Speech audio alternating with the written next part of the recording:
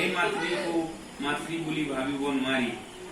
আন দেৱ দেৱীক পূজা কৰিলে হৰিয়ে গ্ৰহণ কৰা বুলি কোৱা লোকক সুহৃদয় বুলি নাভাবিবা।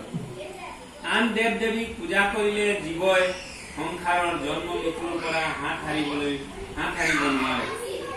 যিয়ে ঈশ্বৰৰ ভক্তি যোগৰ কথা জনাব পাৰে, ঈশ্বৰৰ কৃপা লাভৰ উপদেশ দিব পাৰে, তেনে লোকহে সুহৃদয়। তেনে লোকৰ দ্বাৰাহে ঈশ্বৰৰ প্ৰতি ভক্তি ভাৱ যোগাব পাৰি। তেনে লোকেহে জীৱৰ মুক্তি লাভৰ পথ প্ৰদৰ্শন কৰাব পাৰে। তেনে লোককহে গুৰুৰ যোগ্য। হে পুত্ৰগণ, তোমালোকে একমাত্ৰ হৰিকেই পৰম গুৰু বুলি মানি ল'বা। সেই গুৰুহে জীৱক মুক্তি প্ৰদান কৰিব পাৰে। তোমালোকে সদায় কৃষ্ণ ভক্তক শ্ৰদ্ধা ভক্তি কৰিবা।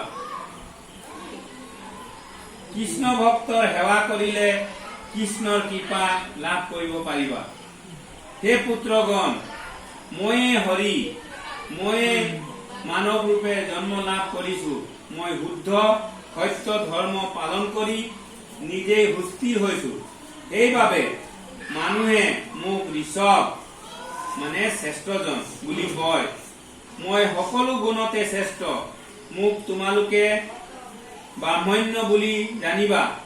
মই ব্ৰাহ্মণৰ চৰণ সেৱা কৰো।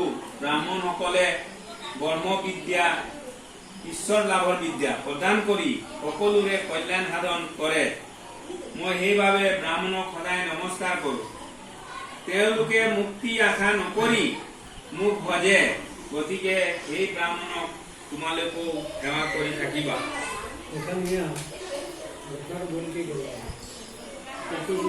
কৰিবি না, এইফালে কৰিবি না।